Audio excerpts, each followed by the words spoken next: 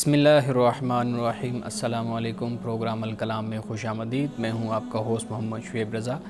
ناظرین کرام، پروگرام کے پہلے حصہ میں ہم سیرت النبی صلی اللہ علیہ وآلہ وسلم کے ایک اہم گوشہ پہ گفتگو کریں گے اور اس کے ساتھ ساتھ کچھ بہت اہم سوالات کو پروگرام کا حصہ بنائیں گے۔ حسب سابق ہمارے ساتھ شریک گفتگو ہیں جناب محمد امانت رسول صاحب۔ امانت صاحب، بہت شکریہ آپ کے وقت کا۔ میری معاونت کے لیے موجود ہیں میڈم نورین صاحبہ۔ تھینک یو سو مچ میم۔ ناظرین کرام، آپ کی اسکرین پہ ہمارا واٹس ایپ نمبر آ رہا ہوگا، آپ اپنے سوالات ہمیں بھیج سکتے ہیں، ہم انشاءاللہ آپ کے سوالات کو ضرور ایڈریس کریں گے۔ امانت صاحب، جمعہ کے روز ہماری کوشش ہوتی ہے کہ ہم سیرت النبی صلی اللہ علیہ وآلہ وسلم کے ایک گوشہ پہ گفتگو کریں۔ ویسے تو ہمارا جو پروگرام کا مرکز ہے وہ قرآن کریم پہ گفتگو ہے، تو آج آپ ہمارے ناظرین کے لیے بتائیے گا کہ آپ کس موضوع پہ اپنی گفتگو کا آغاز کریں گے۔ بسم اللہ الرحمن الرحیم۔ سید سلیمان ندوی رحمۃ اللہ تعالیٰ علیہ رسول اللہ صلی اللہ علیہ وسلم کی سیرت کو جب بیان کرتے ہیں تو آپ کے ایک ایک کردار کو بیان کرتے ہوئے یہ لکھتے ہیں کہ اگر کوئی شوہر ہے تو وہ حضرت خدیجۃ الکبریٰ رضی اللہ تعالیٰ عنہا، حضرت عائشہ، حضرت حفصہ کے شوہر کی زندگی کو دیکھے، اور اگر کوئی قاضی ہے، انصاف کرنے والا، منصف ہے، تو اسے چاہیے کہ مسجد نبوی میں بیٹھ کر لوگوں کے معاملات کو انصاف اور عدل کے ساتھ طے کرنے والی ہستی کے کردار کو دیکھے۔ اسی طرح سید سلیمان ندوی ایک ایک کردار کو بیان کرتے ہیں، اور جہاں رسول اللہ صلی اللہ علیہ وسلم کی خاندانی زندگی ہے اس کو بھی بیان کرتے ہیں، جہاں آپ کی معاشرتی زندگی ہے اس کو بھی مختلف مثالوں کے ساتھ بیان کرتے ہیں۔ تو ناظرین کرام، آج ہم رسول اللہ کی سیرت کے اس پہلو پہ بات کر رہے ہیں کہ آپ جہاں پہ شوہر تھے، خاوند تھے، جہاں پہ باپ تھے، جہاں پہ آپ ایک قاضی تھے، جہاں پہ آپ سپہ سالار تھے، اور یہ مختلف آپ کی سیرت کے پہلو ہیں، وہاں پر آپ ایک دوست بھی تھے۔ یعنی دوستوں کے لیے بھی رسول اللہ صلی اللہ علیہ وسلم کی سیرت رہنمائی کرتی ہے کہ انسان دوستی کے تعلق کو کس طرح نبھائے اور کیسا دوست بنے۔ ہمیں معلوم یہ ہوتا ہے کہ رسول اللہ نے ہمیشہ اپنے دوستوں میں بیٹھے ہوئے آپ نے عاجزی اور برابری کا طریقہ آپ نے اختیار کیا۔ یعنی ہم کسی پروگرام میں اس بات کو بیان کر چکے کہ رسول اللہ اپنے صحابہ کے ساتھ بالکل برابر کی سطح پر بیٹھا کرتے تھے۔ آنے والے کو کئی دفعہ اس حوالے سے مغالطہ ہو جاتا تھا کہ آپ میں یہ جو بیٹھے ہوئے افراد ہیں ان میں محمد رسول اللہ صلی اللہ علیہ وسلم کون سے ہیں۔ تو یعنی کہ آپ کا طریقہ بے تکلفی کا ہوتا تھا، عاجزی کا ہوتا تھا، اور برابری کا تعلق ہوتا تھا۔ آپ اپنے صحابہ کے ساتھ خوش طبعی فرماتے تھے، اپنے دوستوں کے ساتھ، اور خوش طبعی کا یہ انداز ہوتا تھا کہ اس میں مذاق ہوتا تھا لیکن اس میں جھوٹ نہیں ہوتا تھا۔ وہ مزاح کی بات ہوتی تھی لیکن اس میں کسی کی توہین نہیں ہوتی تھی، کسی کی عزت نفس پر حملہ نہیں ہوتا تھا۔ آپ ایک مرتبہ صحابہ کے ساتھ بیٹھے ہوئے کھجور کھا رہے تھے، حضرت علی رضی اللہ تعالیٰ عنہ بھی بیٹھے ہوئے تھے، تو آپ جو کھجوریں کھائیں آپ نے تناول فرمائی، وہ آپ حضرت علی کے سامنے آپ رکھتے گئے، اور جب کھجوریں ختم ہو گئی تو آپ نے یہ فرمایا کہ دیکھو کہ علی نے آج کتنی زیادہ کھجوریں کھا لی ہیں۔ یعنی کہ جو چونکہ رسول اللہ نے اپنی کھجوریں بھی ان کے پاس رکھ دی، اور پھر آپ نے مزاح کے انداز میں فرمایا کہ دیکھو آج علی نے اتنی ساری کھجوریں کھا لی ہیں۔ تو حضرت علی نے مسکرا کر عرض کی، یا رسول اللہ، کہ حیرانی تو ان لوگوں پر ہے کہ جو اپنی کھجوریں گٹھلیوں سمیت کھا گئے۔ تو یہ رسول اللہ کے ساتھ حضرت علی نے مزاح کیا، آپ نے بھی مزاح فرمایا۔ اس طرح کا شستہ اور شائستہ مذاق اور تہذیب والا مذاق وہ آپ اپنے دوستوں کے ساتھ آپ کیا کرتے تھے۔ اور اسی طرح رسول اللہ صلی اللہ علیہ وسلم کبھی اپنے دوستوں کو مشکل وقت ہو، آسانی کا وقت ہو، کبھی بھی آپ ان کو اگنور نہیں کرتے تھے۔ آپ دیکھیے کہ ہجرت کی رات رسول اللہ نے حضرت ابو بکر صدیق کو اپنے ساتھ لیا، اور یہ کہا کہ اللہ نے کہا ہے کہ بھی ابو بکر کو ساتھ لے کر جاؤ۔ حضرت علی رضی اللہ تعالیٰ عنہ کو آپ نے اپنے بستر پر سلایا تھا۔ تو یہ ہجرت کی رات تھی۔ اور اسی طرح آپ کے پاس جب کوئی کھانا آتا تھا تو آپ اپنے اصحاب کو، اپنے دوستوں کو آپ ضرور یاد کیا کرتے تھے، یعنی ان کو بلاتے تھے اور اپنے ساتھ شریک کرتے تھے۔ آپ فرماتے تھے کہ ایک کا کھانا 2 کے لیے کافی ہو جاتا ہے، 2 کا کھانا 4 کے لیے کافی ہو جاتا ہے، 4 کا کھانا 8 کے لیے کافی ہو جاتا ہے۔ تو دوستوں کے ساتھ مل جل کر بیٹھنا، کھانا، مزاح کرنا اور ان سے گفتگو کرنی، یہ رسول اللہ صلی اللہ علیہ وسلم کی سیرت ہمیں بتاتی ہے۔ اور یہ معمول تھا کہ صبح کی نماز کے بعد صحابہ آپ کے آس پاس بیٹھ جایا کرتے تھے، اور رات کی باتیں بتاتے تھے، یعنی کوئی خواب کسی نے دیکھا وہ اپنے خواب کا ذکر کرتا تھا، کوئی زمانہ جاہلیت کی ماضی کی کوئی بات ہوتی، مزاح کی بات، تو وہ اپنا واقعہ رسول اللہ کے ساتھ، اپنے دوستوں کے ساتھ، سب کے ساتھ شیئر کرتا، تو اس پر صحابہ بھی ہنستے تھے، رسول اللہ صلی اللہ علیہ وسلم بھی مسکراتے تھے۔ اور پھر آپ کا یہ طریقہ کہ رسول اللہ اپنے دوستوں کی کھلے دل سے تعریف کیا کرتے تھے، یعنی اس طرح تعریف کہ ان کی خوبیوں کو، ان کی خدمات کو، ان کے اوصاف کو رسول اللہ صلی اللہ علیہ وسلم کھل کر، یعنی اس معاملے میں کبھی بھی ایسے نہیں کہ آپ نے کوئی الفاظ کم استعمال کیے ہوں، بلکہ جیسے ان کی شان ہوتی تھے وہ الفاظ آپ اپنے دوستوں کے لیے، اپنے اصحاب کے لیے رسول اللہ استعمال فرماتے تھے۔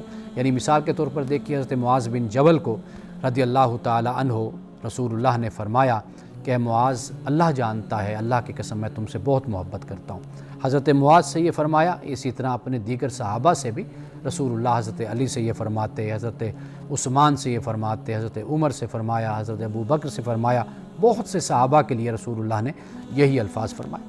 بلکہ یہاں تک کہ ایک صحابی کے جو تیر پھینک رہے تھے، رسول اللہ نے ان کو فرمایا کہ میرے ماں باپ تم پر قربان جائیں کہ تم تیر پھینکو اور زور سے پھینکو۔ تو رسول اللہ کھل کر تعریف کرتے تھے اور بڑی تعریف اور بڑی عزت دیا کرتے تھے اپنے دوستوں کو، اور پھر خیر خواہی بھی، ویل ویشنگ، یہ جذبہ بھی، وفاداری بھی۔ تو رسول اللہ صلی اللہ علیہ وسلم کے پاس حضرت زید بن حارثہ جن کو کہا جاتا ہے، یہ اتنی محبت آپ نے ان کو دی کہ یہ زید بن محمد کہلانے لگے۔ یعنی عرب کے معاشرے میں حضرت زید کو کہ جو ایک غلام بن کر آئے تھے، قید ہو کر آئے تھے، تو رسول اللہ نے ان کو اتنی محبت دی، ان کا اتنا پیار دیا کہ وہ رسول اللہ کے پاس ہی رہ گئے اور پھر ساری زندگی آپ سے جدا نہیں ہوئے۔ بلکہ روایات میں آتا ہے کہ آپ کے والدین بھی، آپ کے چچا اور والد بھی آپ کو لینے آئے، لیکن آپ نے جانے سے انکار کر دیا اور کہا کہ میں رسول اللہ محمد صلی اللہ علیہ وسلم کے پاس ہی میں رہوں گا۔ تو یہ رسول اللہ کا حسن سلوک تھا، اور یہ اپنے دوستوں کے ساتھ بے تکلفی تھی، یعنی آپ ان کے ساتھ ہنستے، مذاق کرتے، بلکہ یہاں تک کہ کتابوں میں آتا ہے کہ رسول اللہ ان کے ساتھ واک بھی کرتے تھے، یعنی چلتے بھی تھے ان کے ساتھ، لمبا چلتے ہوئے گفتگو کرتے ہوئے جانا، باتیں کرتے ہوئے جانا، اور کسی باغ میں کسی کے پاس بیٹھ جانا۔ پھر وہ دوست ہیں، صحابی ہیں، تو وہ رسول اللہ کی خدمت میں کھجور لے آئے، جو بھی اس وقت پھل میسر ہوتا تھا وہ آپ کے پاس لے آتے تھے۔ ایک صحابی کا واقعہ میں نے یہ بیان کیا تھا کہ وہ رسول اللہ کے لیے پھل لاتے تھے، اور تھے وہ امیر نہیں تھے، لیکن موسمی پھل رسول اللہ کے پاس ادھار کا لے آتے تھے، اور پھر جب وہ دکاندار پھل کا کہ قرض کا تقاضا کرتا، قیمت کا تقاضا کرتا، بھئی اتنے دن گزر گئے آپ نے وہ قیمت ادا نہیں کی، تو وہ صحابی اس دکاندار کو رسول اللہ کے پاس لے کر چلے جاتے اور کہتے یا رسول اللہ، یہ جو میں اس دن پھل لایا تھا نا آپ کے پاس، میں نے اس سے لیا تھا۔ تو رسول اللہ پھر وہ کہتے یا رسول اللہ، اب میں تو دے نہیں سکتا، تو آپ اب اس کا جو قیمت بنتی ہے پھل کی، جو میں نے آپ کو پیش کیا تھا، اس کی قیمت آپ ادا کریں۔ تو رسول اللہ مسکرا پڑتے ہنس کے، پھر آپ اس پھل کی قیمت آپ خود اپنی جیب سے ادا فرماتے تھے۔ تو آپ دیکھیے کہ رسول اللہ اپنے دوستوں کے ساتھ، اپنے اصحاب کے ساتھ کس طریقے سے آپ رہتے تھے اور کتنی محبت ان میں آپ بانٹا کرتے تھے۔ سیرت النبی صلی اللہ علیہ وآلہ وسلم کے موضوعات جو بھی آپ ہر جمعہ کے روز بیان کرتے ہیں، تو ایسے لگتا ہے کہ جیسے آپ کہیں سے چن کے لاتے ہیں وہ موضوع کہ اچھا یہ معاملہ ہو رہا ہے تو اس پہ ہی بات ہونی چاہیے۔ بڑے ہی خوبصورت موضوعات ہیں۔ خاص طور پہ آج کا جو موضوع ہے رسول اللہ صلی اللہ علیہ وسلم بطور دوست۔ ہمارے سامنے رسول اللہ صلی اللہ علیہ وسلم کی سیرت کے مختلف پہلو آتے ہیں، لیکن بہت کم لوگ اس چیز کو بھی بیان کرتے ہیں کہ آپ دوستوں کے، جیسے کہتے ہیں نا، دوستوں کے دوست تھے۔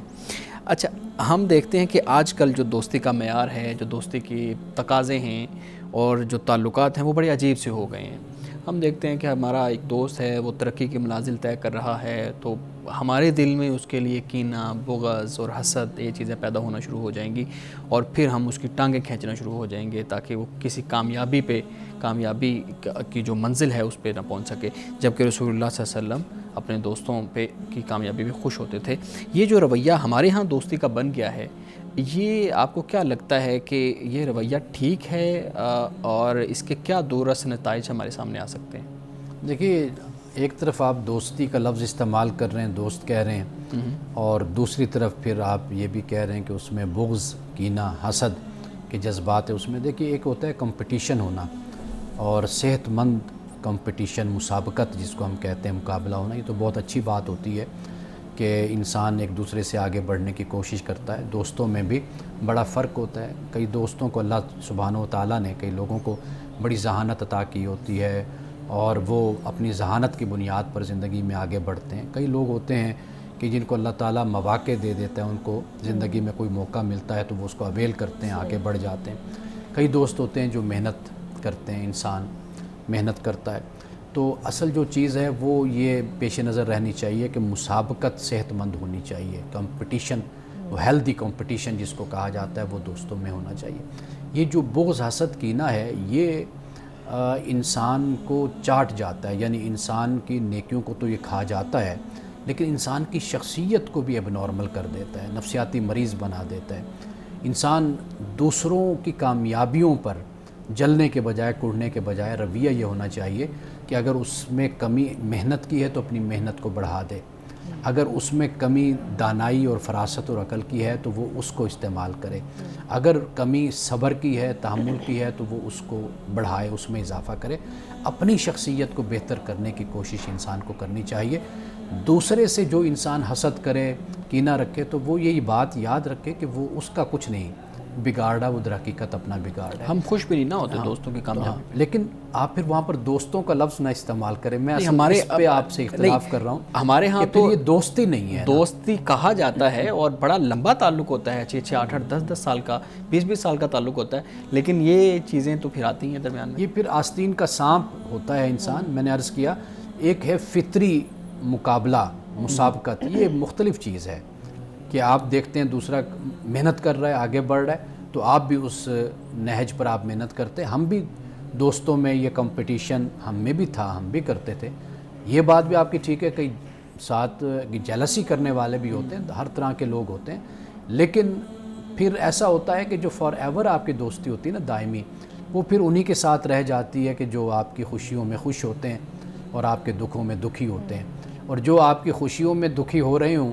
تو پھر ان کے ساتھ دوستی جو ان سے ہوتی ہے پھر وہ لانگ لاسٹنگ جس کو کہا جاتا ہے، پھر وہ رہتی نہیں۔ یعنی اب آپ کی بات سے میں سمجھاؤں کہ حسد، کینہ، بغض اور جیلسی اور دوستی یہ ایک شخصیت میں جمع نہیں ہو سکتی، یعنی دوست میں پھر وہ دوست کہلانے کے قابل نہ ہو، پھر وہ دشمن ہوا نا، پھر آستین کا سانپ بن گیا، تو گویا کہ وہ تو پھر انتظار میں رہے گا کب میں اس کو ڈسوں۔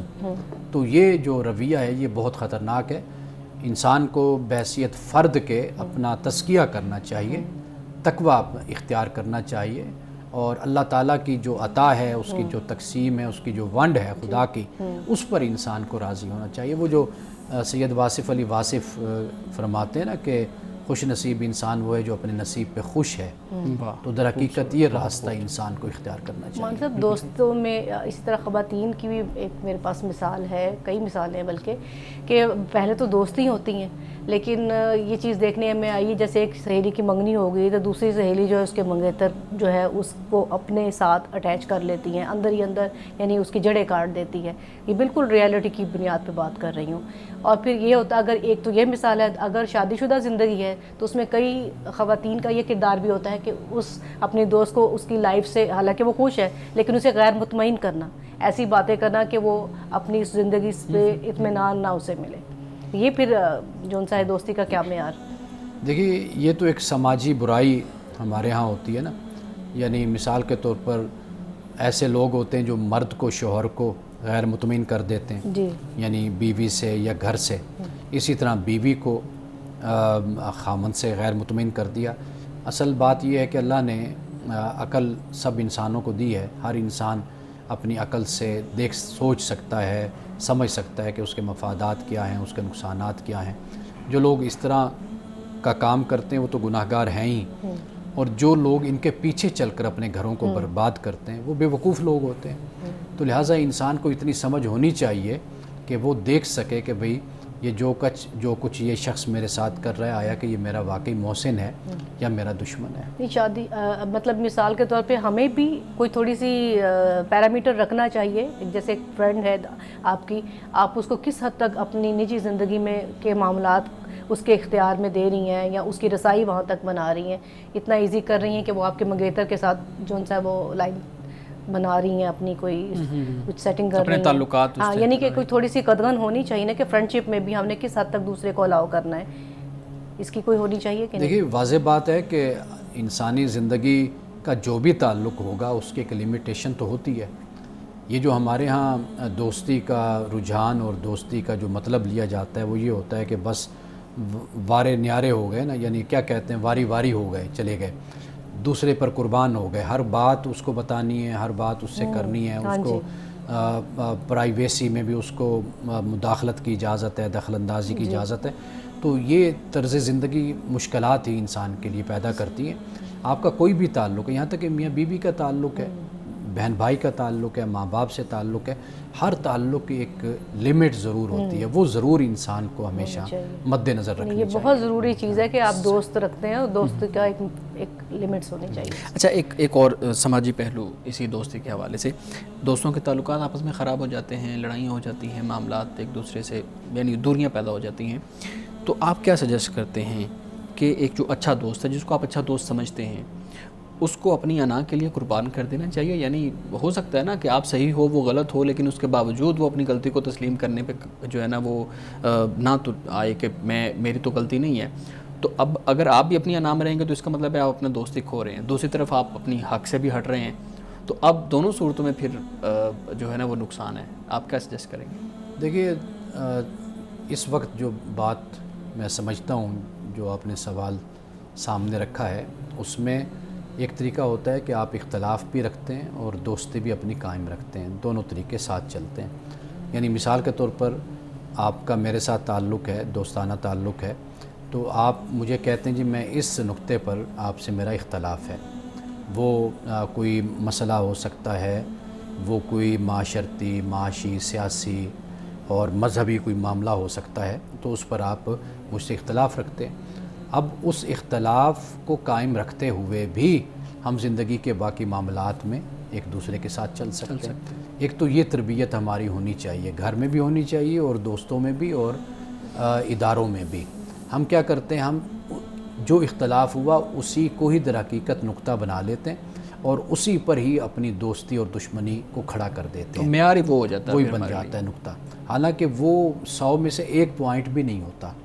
تو لہٰذا یہ صرف انا پرستی ہوتی ہے. پھر طریقہ کار یہ ہے کہ آپ اپنے دوست سے یہی کہتے ہیں، اپنے بھائی سے یہ کہتے ہیں، اپنی بہن سے یہ کہتے ہیں کہ اس مسئلے پر میرا آپ سے اختلاف ہے، لیکن میں باقی معاملات میں آپ کے ساتھ چلتا رہوں گا. تو یہ سب سے بہترین طریقہ زندگی گزارنے کا ہوتا ہے. اسی کو اگر آپ مذہب میں لے آئیں گے تو آپ دیکھیے گا کہ آپ کو ایک عالم سے اختلاف ہے نا، اب آپ اسی اختلاف کو لے کر اس کی پوری شخصیت کو رد کرنے کے بجائے آپ کہیں یہاں پر تو مجھے اختلاف ہے لیکن باقی میں آپ کو پڑھتا ہوں، آپ کے ساتھ مجھے عقیدت ہے، محبت ہے، میں آپ سے بہت کچھ سیکھتا رہتا ہوں، تو میں یہ دروازہ سیکھنے کا بند نہیں کروں گا، لیکن اس نقطے پر میرا آپ سے اختلاف ہے. صحیح. ایک اور چیز میں آپ سے پوچھنا چاہوں گا، ہمارے ہاں جب سے نظام تعلیم مخلوط نظام تعلیم ہمارے سامنے آیا ہے، یونیورسٹیز میں لڑکے لڑکیاں ایک کلاس میں پڑھتے ہیں، کلاس فیلوز ہیں، دوست بنتے ہیں اور پھر کئی شادی کے جو ہے نا وہ بندھن میں بن جاتے ہیں. اب اس صورت میں ہمارے ہاں ایک جو نقطہ نظر ہے، جو رویہ ہے علماء کا، وہ کہتے ہیں جی لڑکا اور لڑکی کسی صورت دوست نہیں ہو سکتے، یہ لڑکا اور لڑکی کی دوستی سوال ہی پیدا نہیں ہوتا. تو آپ کی اس پہ کیا رائے ہے؟ دو انسان ہیں، ایک جگہ پہ پڑھ رہے ہیں، ایک جگہ پہ رہ رہے ہیں، تو ان کی دوستی کیوں نہیں ہو سکتی اور اس کے پیچھے کیا دلائل ہو سکتے ہیں؟ یعنی اب دوستی کا جو مفہوم ہے پہلے تو وہ ہمیں سمجھنا چاہیے نا کہ دوستی کس چیز کا نام ہے دوستی. یعنی مثال کے طور پر آپ ایک کالج میں، یونیورسٹی میں، آپ ادارے میں ہیں، اب آپ اس ادارے میں کولیگ ہیں یا آپ کلاس فیلو ہیں یونیورسٹی میں، کالج میں، آپ کا جو مقصد ہے وہاں جانے کا وہ ہے تعلیم. آپ اس پر ایک دوسرے کی ہیلپ کرتے ہیں، ایک دوسرے کا تعاون کرتے ہیں. لڑکا ہے، کوئی اسائنمنٹ کا معاملہ ہے، کوئی دیگر چیزیں ہیں جو اساتذہ بھی کہتے ہیں کہ بھئی یہ گروپ بندی ہو گئی، آپ اس طرح بیٹھ کر اپنا کام کریں، کوئی پروجیکٹس دیے جاتے ہیں، کوئی اسائنمنٹس دی جاتی ہیں، مل کر کام کیا جاتا ہے. یعنی وہاں پر دوستی بیچ میں کہاں سے آ گئی؟ وہاں پر تو اصل جو تعلق ہے وہ تو آپ کی تعلیم کا ہے، آپ اس پر فوکس کریں جس مقصد کے لیے آپ آئے ہیں. آپ ادارے میں ہیں تو یہ جو دوستی ہے، ادارے میں آپ کولیگ ہیں، آپ نے ذمہ داری ادا کرنی ہے، وہ آپ ادا کریں. اس ذمہ داری کی بنیاد پر آپ کا رابطہ اور تعلق ہوتا ہے، آپ وہاں تک اس کو نبھائیں. باقی معاملات اگر مثال کے طور پر لڑکا دیکھتا ہے کہ لڑکی پنکچول ہے، ریگولر ہے، اچھی ہے، شریف ہے، اور لڑکی دیکھتی ہے لڑکا بہتر ہے اس کے لیے، یا اس کی زندگی میں اگر یہ ہو تو اس کی زندگی اچھی ہوگی، تو وہ بات کے معاملات ہوتے ہیں. پھر انسان اپنے والدین سے بات کر لیتا ہے، کوئی اور راستے ہو جاتے ہیں. لیکن یہ جو فرینڈ شپ کا تصور ہے، پہلے تو یہ سمجھنا چاہیے نا کہ یہ ہمدردی، یہ محبت اور یہ لیول کہاں سے ہم نے پیدا کیا ہے. لڑکے کا ایک حوالے سے یہاں پر یہ بات سمجھ آتی ہے کہ جیسے آپس میں آزادانہ طور پر آپس میں ایک ہی جنس کے لوگ ہیں، ملتے ہیں، ان میں بھی لمٹ جیسے ہم نے پہلے بات کی وہ موجود ہیں، لیکن وہ ایک جنس کے ہیں، وہ آپس میں ان کا آنا جانا، رات کٹھے گزارنا، بیٹھنا، باتیں کرنا، گفتگو، یہ ایک علیحدہ چیز ہو جاتی ہے. لیکن جہاں پر مخالف جنس کا معاملہ آ جاتا ہے تو وہاں پر پہلے اس بات کو سمجھا جائے نا کہ بھئی یہ تعلق کس بنیاد پر بن رہا ہے. تو باقی جو جائز راستے اور طریقے ہیں اس کے لیے تو راستے کھلے ہوئے ہیں، وہ اختیار کیے جانے چاہیے. امان صاحب، گفتگو ہو رہی تھی ابھی لڑکی اور لڑکا ان کی دوستی، اور پھر اگر آپ نے سجیسٹ کیا کہ اگر وہ دیکھتے ہیں کہ ایک دوسرے کے ساتھ وہ اچھی زندگی بسر کر سکتے ہیں تو وہ بہتر طریقے سے جیسے معاشرتی ہمارے اصول ہیں اس کے مطابق اپنا نکاح کر لیں. اچھا، اسی سے متعلق ایک بہت اہم سوال ہے، ہمارے ناظرین کی طرف سے کچھ سوالات آتے رہتے ہیں، آپ کے سامنے رکھتے ہیں. پوچھتے ہیں جی، کیا واقعی جوڑے آسمان پہ بنتے ہیں؟ ہمارے ہاں یہ کہا جاتا ہے کہ جوڑے آسمان پہ بنتے ہیں. یہ ایک محاورہ ہے کہ وہ کہتے ہیں کہ جوڑے یا تو آسمان پہ بنتے ہیں یا بوتیک میں بنتے ہیں. تو معاملہ اصل میں یہ ہے کہ آسمان پر جوڑوں سے مراد یہی ہوتا ہے کہ ہم دیکھتے ہیں کہ ایک فیملی دوسرے سے ملتی ہے، ان کا کوئی آپس میں پہلے کوئی ریلیشن، کوئی تعلق نہیں ہوتے، اور بالکل ایک دوسرے کے لیے اجنبی، دوسرے کے لیے غیر ہوتے ہیں. لیکن ہم دیکھتے ہیں کہ دونوں لڑکا لڑکی جو بالکل جدا فیملی سے ان کا تعلق ہے تو ان کا نکاح ہو جاتا ہے، ان کی شادی ہو جاتی ہے، تو ہم دیکھتے ہیں کہ بہت اچھا نباہ ہوتا ہے، بہت اچھی زندگی ان کی گزرتی ہے. تو یہ چیز جب دیکھتے ہیں تو پھر انسان کہتا ہے کہ جوڑے آسمانوں پہ بنتے ہیں، یعنی کہ ان کا کوئی بھی کسی طرح کا بھی کوئی ربط اور تعلق نہیں تھا، پہلے کوئی صورت نہیں بنتی تھی، لیکن اچانک سب کچھ ہو گیا. یعنی مثلا میں آپ کو مثال دوں، میرے والد صاحب کی بلا رحمۃ اللہ علیہ، ان کا تعلق گجرات سے تھا، صحیح. والدہ کا تعلق ملتان سے تھا. ملتان والد صاحب پڑھنے گئے، وہاں پر ان کی شادی ہوگی. باقاعدہ طور پر جو استاد صاحب تھے رحمۃ اللہ علیہ، انہوں نے اس کا انتظام کیا، یعنی میرے نانا جان سے بات کر کے یہ رشتہ طے. اب دیکھیں کہ والدہ کہاں کی ہیں، والد صاحب مختلف گجرات شہروں کے سے ہیں، مختلف دو شہر ہیں، ملکوں کی بھی یہی صورتحال بن جاتی ہے. تو یہ چیزیں ایسی ہیں جو تجربے سے اور مشاہدے سے جب انسان دیکھتا ہے نا تو پھر واقعی پھر انسان یہی کہتا ہے کہ جوڑے آسمانوں پہ بنتے ہیں. نہیں، اب تو جوڑے آسمانوں پہ اور بوتیک کے ساتھ ساتھ ایک تیسری صورت بھی جوڑے بننے کی آ گئی ہے. ہمارے ہاں آن لائن ایپس آ گئی ہیں جو جوڑوں کو آپس میں ملانے کے، یا دو انسانوں کو جوڑا بنانے کے لیے جو ہے نا وہ خاطر کام کر رہی ہوتی ہیں. اچھا، یہ بھی بتائیے گا کہ آپ کا ان ایپس کے بارے میں کیا نقطہ نظر ہے کہ یہاں سے ان ایپس کے ذریعے جو تعلقات بنتے ہیں وہ کتنے دیر پا قائم رہنے والے ہو سکتے ہیں؟ دیکھیے، یہ جو ایپس ہیں نا، اگر ان کی جائز صورت ہے وہ یہ ہوتا ہے کہ مثال کے طور پر لڑکا ہے تو اس کی جو کوالٹیز، جیسے آج ہم کوئی درمیان میں کوئی رشتہ کرواتے ہیں نا تو وہ پوری معلومات لڑکے کے بارے میں بھیجتے ہیں کہ بھئی قد کتنا ہے، رنگت کیا ہے، تعلیم کیا ہے، ذات کیا ہے، اور اس کے علاوہ گھر کے بارے میں، ایسے یعنی مذہب مسلک کے بارے میں. اسی طرح لڑکی کے بارے میں بھی ہوتا ہے. تو اگر ایپ میں یہ سہولت ہوتی ہے کہ ایک دوسرے کو میچ کر کے دیکھ لیا جاتا ہے کہ یہ مجھے اس حوالے سے سوٹ کرتا ہے یا سوٹ کرتی ہے، یہاں پر مطابقت ہے، تو اگر یہ سہولت ایپ آپ کو مہیا کرتے ہیں یا کوئی ادارہ بھی مہیا کرتا ہے تو بہت اچھی بات ہے. اگر اس سے کوئی بے حیائی کے دروازے کھلتے ہیں یا بدکاری کے یا برائی کے، وہ دوسری چیز ہے. واضح بات ہے کہ ہم اس پر ممانعت ہی کہیں گے کہ وہ حرام ہے. لیکن جہاں تک جائز راستے ہیں ان کو اگر ہم استعمال کر کے بہترین طریقے سے ہم دو لوگوں کو ملا سکتے ہیں، ان کی زندگی کو بہتر کر سکتے ہیں، تو اس میں تو کوئی حرج نہیں ہے. مان صاحب، یہ اگر کسی لڑکے اور لڑکی کا نکاح ہو گیا ہے، رخصتی نہیں ہوئی ہے، لیکن لڑکے کی فرمائش ہے کہ بھی میں اپنی منکوحہ کو باہر لے کے جانا چاہتا ہوں، گھر والوں نے بھی رخصتی نہیں کی، تو اس بارے میں آپ کا کیا کہنا ہے؟ دیکھیے، اسلام میں تو کوئی ممانعت نہیں ہے شریعت میں. اب وہ میاں بیوی ہیں اور قانونی طور پر میاں بیوی ہیں.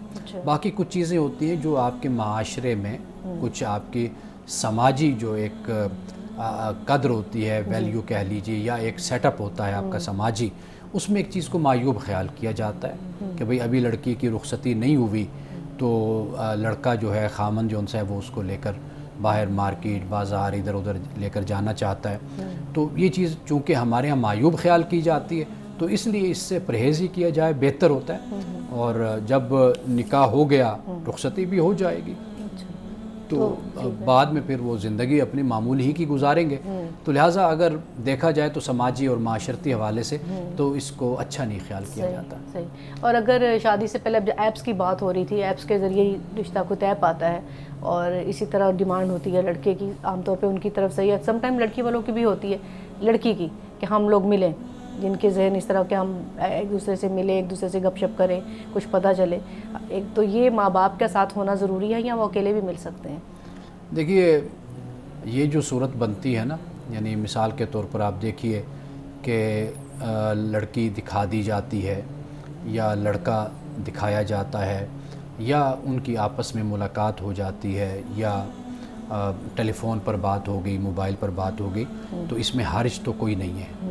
یعنی اصل جو قباحتیں وجود میں آتی ہیں نا ان سے اگر پرہیز کیا جاتا ہے، یعنی وہ قباحتیں، وہ خرافات اور وہ جو نتائج کانسیکوینسز نکلتے ہیں ان ملاقاتوں کے، اگر اس پر سد باب اس کا کر کے اگر اس طریقے سے ملایا جائے کہ وہ ملیں، بات کریں، گفتگو کریں، تو اس میں تو کوئی یعنی اس معاملے میں کوئی حرج نہیں ہے.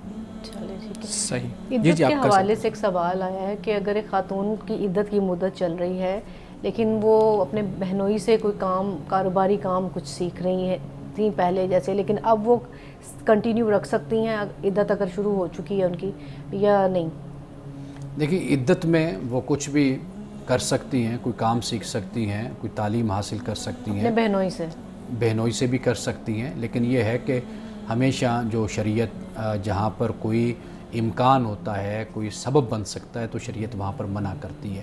یعنی مثال کے طور پر ایک لڑکا ایک لڑکی کو تنہائی میں بیٹھنا اس سے منع کیا جاتا ہے، تو اس کی وجہ بالکل واضح ہے.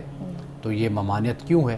تو لہٰذا اسلام صرف یہ نہیں ہے کہ آپ کو برائی سے روکتا ہے، اسلام یہ بھی کہتا ہے کہ جو اس برائی تک آپ کو جو راستہ لے کر جاتا ہے آپ اس راستے پر بھی نہ چلیں. مثال کے طور پر قرآن پاک کہتا ہے وَلَا تَقْرَبُوا الْفَوَاحِشَ، کہ فواحش کے قریب نہ جاؤ.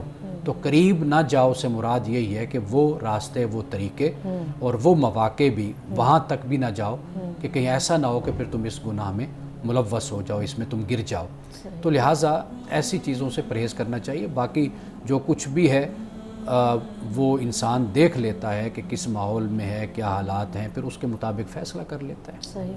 خواتین کی طرف سے ایک سوال ہے کہ سجنے سنورنے کا شوق ہے خواتین کو، تو میک اپ کے بارے میں پوچھا گیا کہ میک اپ کی کتنی اجازت ہونی چاہیے، باہر نکلنا ہے، جانا ہے، ڈریس وغیرہ اور اس طرح کی چیزیں؟ دیکھیے جو باوقار طریقہ ہوتا ہے نا، یعنی مثال کے طور پر مرد بھی ہے تو وہ بھی اس بات کی کوشش کرتا ہے کہ اگر اس کی داڑھی ہے تو وہ کنگھا کرے، بال ہیں سر پہ تو کنگھا کرے اور اپنے آپ کو اچھے طریقے سے بنا کر وہ گھر سے نکلے. یہ مرد کے لیے صرف خاص نہیں ہے، یہ عورت کی بھی خواہش ہوتی ہے.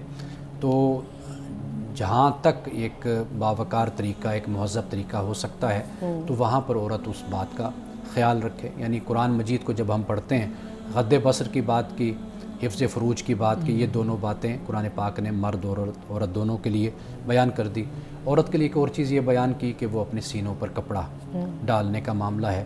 اور چوتھی جو بات کی وہ یہی کی ہے کہ جب عورت بنتی ہے، سنورتی ہے، تو پھر جب گھر سے نکلے تو ذرا خصوصی اہتمام کرے، کیونکہ اس نے بناؤ سنگھار کیا ہوا ہے.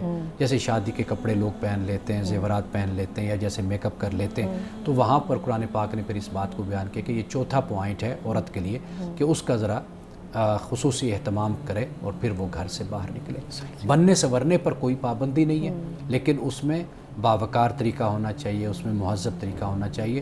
جس طرح مرد چاہتا ہے اسی طرح عورت کی بھی یہ خواہش ہوتی ہے. اپنے آپ کو نمود و نمائش کا ذریعہ بنا کے نہ نکلے. نمود و نمائش اور بہت طریقے ہوتے ہیں، یعنی اپنے آپ کے اظہار کے، اس سے بچنا چاہیے. امانت صاحب کچھ ہمارے ناظرین کے سوالات بھی ہوتے ہیں، پوچھتے ہیں جی حج اور عمرہ کے لیے جو میقات متعین کیا گیا ہے، لوگ اس پہ احرام باندھتے ہیں، اس سے پہلے اپنی تیاری کرتے ہیں، تو یہ میقات کیوں ہے، اس کی کیا وجہ ہے؟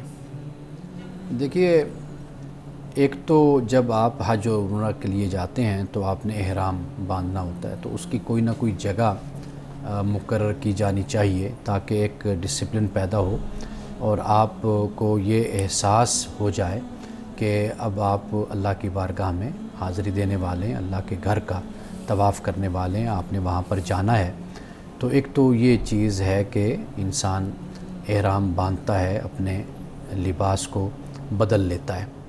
دوسرا یہ ہے کہ ایک ڈسپلن، ایک نظم و ضبط بھی پیدا ہوتا ہے کہ یہ انسان ایک ہی طرح کا لباس پہن کر ایک جگہ سے جاتا ہے، اور یہ ایسا نہیں ہے کہ بھی کوئی کسی رنگ میں ہو، کوئی کسی ڈھنگ میں ہو، تو سارے ایک ہی طرح کی وہاں پہ آپ کو جھلک آپ کو نظر آتی ہے۔ اور پھر یہ ہے کہ رسول اللہ صلی اللہ علیہ وسلم کی سنت اور انبیاء کی سنت اور صلحاء کا طریقہ ہے کہ جو ہمیں معلوم ہوا کہ بھئی یہاں سے احرام باندھنا چاہیے اور انسان اللہ کی بارگاہ میں حاضری کے لیے جا رہا ہے۔ ٹھیک ہے، لیکن ہمارے صاحب پھر ذہن میں تو یہ آتا ہے نا کہ عمرہ تو شروع ہوتا ہے طواف سے، تو پھر اتنی دور سے میقات سے جا کے احرام باندھنے کی کیا وجہ ہے؟ چلیں پہلی دفعہ تو باندھ لیا، جیسے پاکستان سے ٹریول کر رہے ہیں تو ہو گیا، اب جب آپ وہاں پہ چلے گئے ہیں، عمرہ کر لیا، ایک دن آپ نے احرام اتار دیا، پھر آپ دوبارہ جائیں گے احرام باندھیں گے، اس کی کیا ضرورت ہے؟ وہ اسی احساس کے لیے ہے نا، یعنی یہی انسان کو توجہ دلائی گئی ہے کہ یہ جو عبادت ہے یہ بڑی قیمتی اور بڑی عظیم عبادت ہے، اور اس کا جو طریقہ کار ہے، اس کا جو ڈسپلن ہے، نظم و ضبط ہے، وہ یہی ہے کہ آپ اسی مقام سے آپ شروع کریں گے اور یہاں سے آپ کی عبادت کا آغاز ہوگا۔ یعنی مثال کے طور پر آپ کوئی بھی عبادت کرتے ہیں تو اس کا ایک طریقہ کار ہوتا ہے، تو یہ در حقیقت ایک طریقہ کار ہے کہ جو متعین کیا گیا، مقرر کیا گیا، اور چونکہ جو حج ہے یا عمرہ ہے اگر آپ دیکھیں تو یہ ایک مالی عبادت بھی ہو جاتی ہے، ایک بدنی عبادت بھی ہو جاتی ہے، تو دونوں لحاظ سے اس کا اظہار یہاں سے ہوتا ہے کہ انسان میقات سے احرام باندھتا ہے اور وہاں سے تیاری کر کے اللہ کی بارگاہ میں حاضر ہوتا ہے۔ صحیح جی، مشن نورین صاحبہ۔ جی امان صاحب، ایک خاتون پوچھ رہی ہیں کہ میرے آئی بروز کافی تھک ہیں، تو کیا میں اس کو اگر تھوڑا سا شیپ میں کر لوں تو کوئی گناہ تو نہیں ہے؟ دیکھیے، ان باتوں کی کوئی ممانعت نہیں ہے، اصل جو مسئلہ پیدا ہوتا ہے نا وہ یہ ہوتا ہے کہ جہاں پر کوئی انسان ایسا راستہ اختیار کرے کہ جو برائی کی طرف جاتا ہو، یعنی مثال کے طور پر آپ دیکھیے کہ دھوکہ اس سے منع کیا گیا۔ مثال کے طور پر رسول اللہ صلی اللہ علیہ وسلم نے اگر کسی خاتون کو کہا وگ پہننے سے منع کیا، مثال کے طور پر رشتے کا معاملہ تھا، تو ماں نے کہا کہ میں اپنی بیٹی کو وگ اگر پہنا دوں، نقلی بال، تو کیا یہ ٹھیک ہوگا؟ تو رسول اللہ نے فرمایا یہ دھوکہ ہے۔ تو یہ دھوکہ آپ نے اس لیے فرمایا کہ اس بنیاد پر رشتہ اگر بیٹی کا ہو بھی جائے تو کل جب وہ بیاہ کر جائے گی تو واضح بات ہے کہ وہاں پر پھر پتہ تو چل جائے گا لڑکے کو یا خاندان کو، تو وہ کہیں گے یہ ہمیں دھوکہ دیا گیا۔ تو رسول اللہ نے اس کو فرمایا کہ یہ دھوکہ ہے، تو اس کو آپ مطلقاً اس کو اپلائی نہیں کر سکتے۔ یہی معاملہ ہے کہ آئی برو کا معاملہ ہے یا کوئی دیگر چہرے کے معاملات ہیں، تو وہ جو کچھ بھی ہے اس کا تعلق اسی چیز کے ساتھ ہے۔ عورت کو اس بات کی مکمل اجازت ہے کہ بھئی وہ اپنے آپ کو جو بھی، جیسے حضرت عائشہ صدیقہ رضی اللہ تعالیٰ عنہا سے کسی خاتون نے پوچھا تھا، اس کے چہرے پر بال تھے کہ میں اس کو دور کر دوں، تو آپ نے فرمایا کہ بالکل اس قباحت کو اپنے چہرے سے دور کرو۔ تو اسی طریقے سے عورت اس کا اہتمام کر سکتی ہے۔ مولانا صاحب، کیا محبت کا جواب محبت سے دینا ضروری ہے؟ ایک شخص آپ سے فرض کریں کسی کو پسند کرتا ہے اور اس کے اظہار میں تحفہ بھی دے دیتا ہے، اب وہ ساتھ یہ بھی ایکسپیکٹ کرنے لگ جاتا ہے کہ اب اس کی طرف سے بھی تحفہ آئے، اس کی طرف سے بھی ویسے ہی محبت ملے، کیا یہ ضروری ہے؟ یعنی یہ آپ کا مطلب یہ کہ جو ایک سماجی روایت طریقہ ہوتا ہے کہ ہم گفٹ دیتے ہیں کسی کو جی، اور اس سے بڑے خلوص کا، بڑی محبت کا اظہار کرتے ہیں، ہاں جی، تو اصل بات یہ ہے کہ اگر آپ نے کسی کو گفٹ دیا ہے تو اب اس کی طرف آپ نے، وہ جیسے ہم کہتے ہیں نا کہ میں نے آپ کی طرف بال کو پھینک دیا، اس کے کورٹ میں پھینک آپ کے کورٹ میں بال ہے، صحیح، اب اس کی طرف سے کیا ہوتا ہے وہ مختلف معاملہ ہے۔ انسان جب کسی کو گفٹ کرتا ہے، کوئی تحفہ دیتا ہے، تو پھر اس کو اس بات کی توقع بہرحال نہیں رکھنی چاہیے کہ بھئی ضرور ہر صورت میں یہ مجھے اس کے بدلے میں کچھ دے. اگر وہ دے تو اچھی بات ہے، یہ اس کی طرف سے چیز ہے، لیکن اگر وہ نہیں بھی دیتا تو اس بنیاد پر تعلقات کو بھی نہیں خراب کرنا چاہیے اور اعلیٰ ظرفی کا مظاہرہ کرتے ہوئے اس کو برداشت کرنا چاہیے. تو لیکن یہ ہے کہ چاہیے تو یہی کہ اس کے مقابلے میں جو آپ نے جتنی محبت کا اظہار کیا، ہدیہ دیا، گفٹ کیا، اتنا تو کم از کم وہ آپ کو دے، یعنی کہ یہ چیز اس کے لیے طرف ہے. لیکن آپ کا کردار ایسا ہونا چاہیے کہ آپ کوئی توقع اور امید نہ لگائیں اس سے. صحیح. تو ہمارے صاحب یہ جو عورت کو حق مہر کی رقم ملتی ہے، کیا اس حق مہر کی رقم پہ اس کے بھائی یا والد صاحب کا کوئی حق ہو سکتا ہے؟ یعنی وہ استعمال کر سکتے ہیں عام طور پہ؟ کسی کا بھی کوئی حق نہیں ہے، خاص طور پہ اس کے شوہر کا بھی. ہاں، قرآن پاک نے تو یہاں تک تو شوہر کے بارے میں بھی کہا کہ وہ بھی نہیں لے سکتا. اچھا. یہ عورت ہی کا، لڑکی کا ہی حق ہے، جہاں چاہے وہ استعمال کرے. لیکن بعض اوقات یہ ہوتا ہے کہ معاشرے میں گیو اینڈ ٹیک چلتا ہے، یعنی کوئی مجبوری ہے، کوئی مسئلہ ہے، تو وہاں پر ایک علیحدہ بات ہو جاتی ہے، وہ بھی رضامندی کے ساتھ. وہ بھی عورت پر کوئی سماجی دباؤ نہیں ہونا چاہیے، خاندانی دباؤ نہیں ہونا چاہیے، یا وہ یہ ڈر کے مارے نہ دے کہ بھئی اگر میں نے ان کو نہ دیا تو یہ میرے ساتھ اچھا سلوک نہیں کریں گے، یا میرے ساتھ پھر وہ غیر مساوی رویہ گھر میں شروع ہو جائے گا. تو یعنی اس ڈر کی وجہ سے دے تو یہ بھی غلط بات ہے. تو وہ آزاد ہے، اگر دینا چاہے سہولت کے ساتھ اور کوئی دباؤ نہ ہو تو بے شک دے دے، نہیں تو نہیں دینا چاہتی تو بالکل نہ دے. یہ ممکن کیسے ہوتا ہے ویسے؟ جب عورت کو مل گیا کون اسے استعمال کرنے دیتا عام طور پہ؟ یعنی کہ اس پہ نظر تو ہوتی ہے. دیکھیں یہ جو معاشرتی رویہ یہ ہے، جو بنیادی بات ہے وہ میں نے آپ کو بتائی ہے. باقی جو سماجی رویے ہیں وہ الگ بات. وہ جو سماجی رویے ہیں، جو لوگ اس طرح کرتے ہیں وہ ظلم کرتے ہیں، زیادتی کرتے ہیں، وہ اسلام کے خلاف عمل کرتے ہیں. آج کے حدیث مبارکہ بیان کیجیے گا. حضرت ابن عمر رضی اللہ تعالی عنہ سے یہ روایت ہے، فرماتے ہیں کہ رسول اللہ صلی اللہ علیہ وسلم نے صدقہ کا اور مانگنے سے پرہیز کرنے کا ذکر کرتے ہوئے آپ نے ممبر پر ایک دن یہ فرمایا کہ اوپر والا ہاتھ نیچے والے ہاتھ سے بہتر ہے. اوپر والا ہاتھ دینے والا ہوتا ہے اور نیچے والا ہاتھ لینے والا ہوتا ہے. یعنی الید العلیٰ خیر من الید السفلیٰ، اوپر والا ہاتھ نیچے والے ہاتھ سے بہتر ہے. یعنی اس میں تعلیم اس بات کی دی گئی ہے کہ انسان کو دینے والا بننا چاہیے، اپنی ہمت، استطاعت، اپنی وسعت کے مطابق. اور آخری حد تک کوشش یہی ہونی چاہیے کہ انسان خود اپنے وسائل سے اپنی ضرورت کو پورا کرے، کسی کے سامنے جھولی نہ پھیلائے. امان صاحب بہت شکریہ آپ کے وقت کا، آپ کی گفتگو کا. میڈم بہت شکریہ آپ کے سوالات کا. ناظرین کرام، اس دعا کے ساتھ اپنے پروگرام کا اختتام کریں گے. اللہ رب العزت حسن کلام اور تاثیر کلام عطا فرمائے، ہماری زبان کی گروں کو کھول دے اور سننے والوں تک خیر کا پیغام پہنچے. اجازت دیجیے، خدا حافظ.